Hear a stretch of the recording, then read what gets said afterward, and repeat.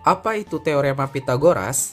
Pak Beni mulai dengan mengajak kalian untuk memperhatikan benda-benda berikut.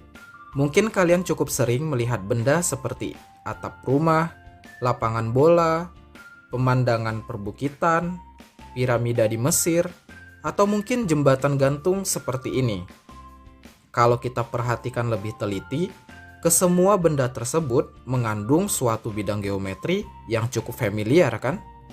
Yap, segitiga siku-siku. Nah, ketika kita berbicara tentang segitiga siku-siku, ada suatu rumusan yang bekerja khusus pada benda yang bentuknya segitiga siku-siku. Namanya adalah teorema Pitagoras. Teorema Pitagoras ini nantinya akan sangat berguna dalam perkembangan ilmu arsitektur, navigasi, survei topografi, dan lain sebagainya. So, kayak gimana penggunaan teorema Pitagoras? Yuk kita lanjutkan pembahasannya.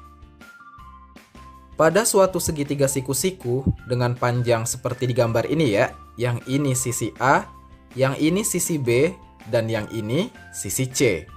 Maka berlaku rumus C kuadrat sama dengan A kuadrat ditambah B kuadrat.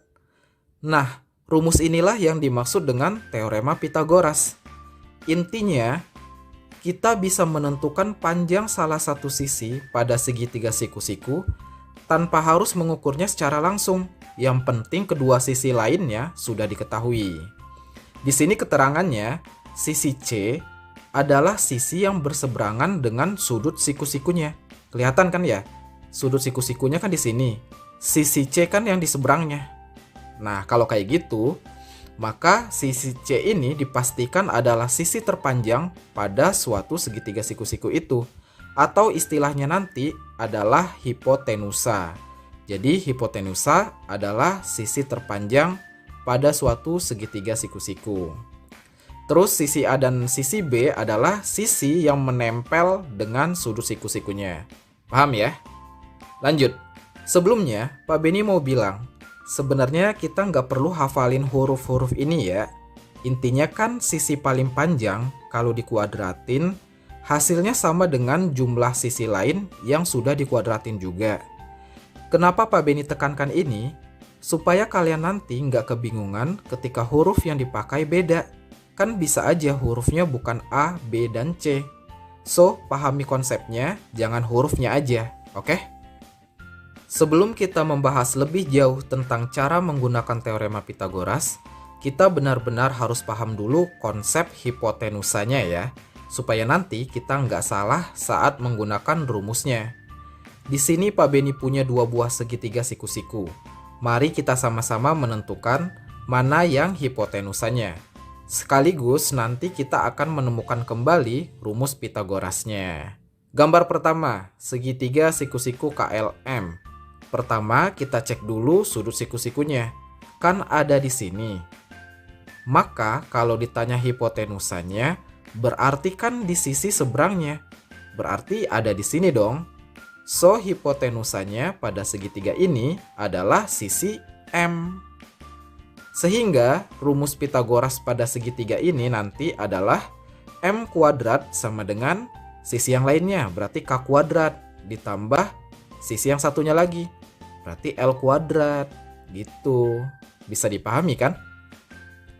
Gambar kedua, segitiga siku-siku PQR. Siku-sikunya kan ada di sini, maka hipotenusanya ada di seberang sudut siku, berarti di sini kan? So, hipotenusa pada segitiga ini adalah sisi P. Maka, rumus Pitagoras pada segitiga ini nanti adalah P kuadrat sama dengan sisi yang lainnya. Berarti Q kuadrat ditambah sisi yang lainnya lagi, R kuadrat. Gitu aja, bisa dipahami kan?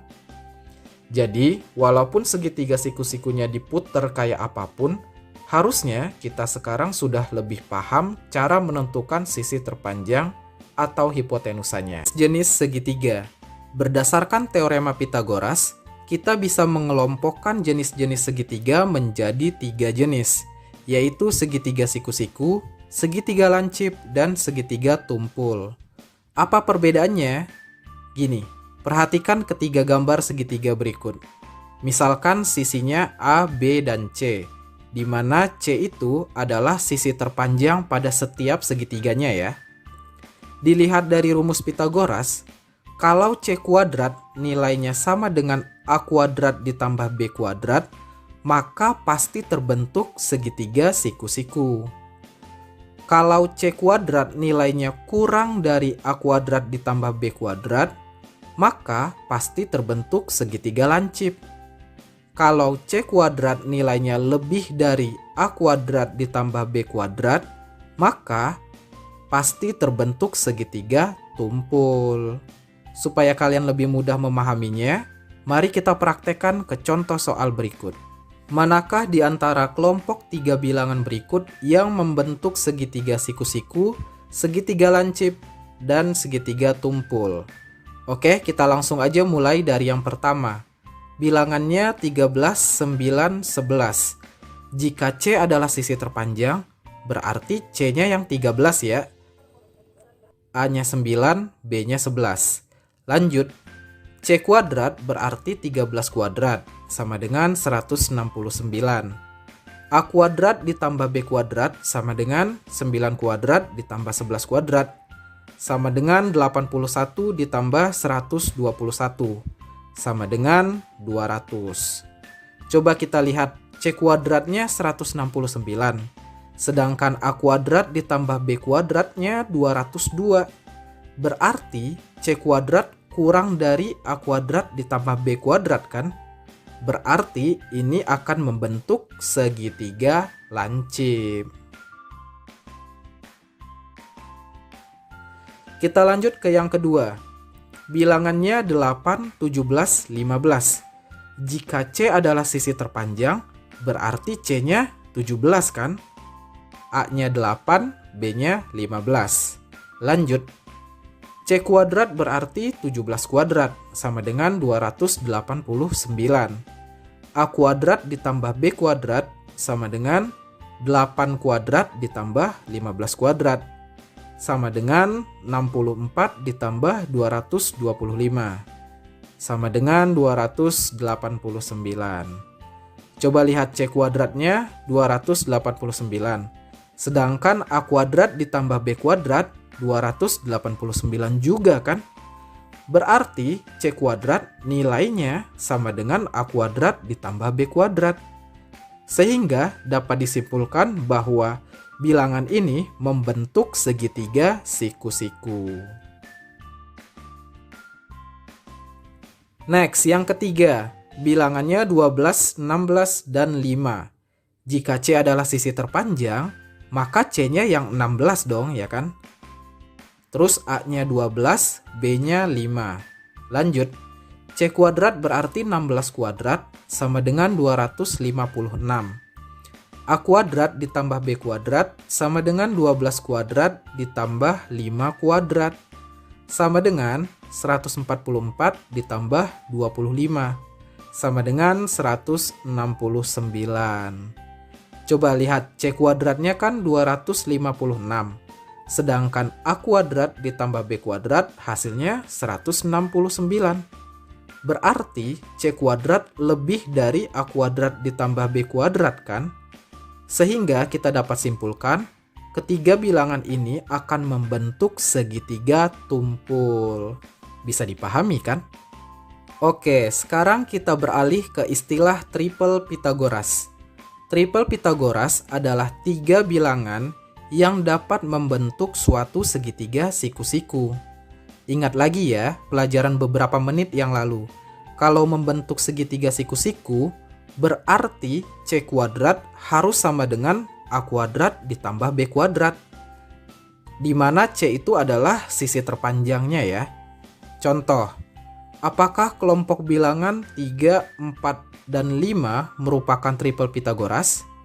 Oke, karena sisi terpanjangnya 5, maka C-nya 5 dong ya kan?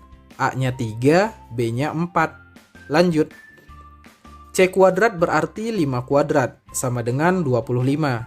A kuadrat ditambah B kuadrat sama dengan 3 kuadrat ditambah 4 kuadrat. Sama dengan 9 ditambah 16. Sama dengan 25. Coba lihat, C kuadratnya 25. Sedangkan A kuadrat ditambah B kuadrat hasilnya 25 juga kan? Berarti C kuadrat sama dengan A kuadrat ditambah B kuadrat. Sehingga dapat membentuk segitiga siku-siku dong, ya kan? Maka dapat disimpulkan bahwa bilangan 3, 4, dan 5 adalah triple Pythagoras. Bisa dipahami kan? Oke, kita perkuat pemahaman kita dengan mencoba beberapa soal berikut ya. Contoh soal pertama, manakah di antara kelompok 3 bilangan berikut yang merupakan triple Pythagoras? Oke, kita cek yang pertama dulu. Karena sisi terpanjangnya 14, maka C-nya 14, A-nya 10, B-nya 12. Lanjut, C kuadrat berarti 14 kuadrat, sama dengan 196. A kuadrat ditambah B kuadrat sama dengan 10 kuadrat ditambah 12 kuadrat, sama dengan 100 ditambah 144, sama dengan 244. Coba lihat, C kuadratnya 196, sedangkan A kuadrat ditambah B kuadratnya 244. Berarti C kuadrat beda dong dengan A kuadrat tambah B kuadrat kan?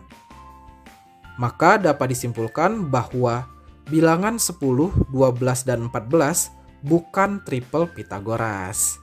Bisa dipahami kan? Next, kita cek yang kedua.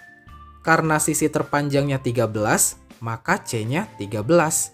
A-nya sama dengan 7, B-nya 11.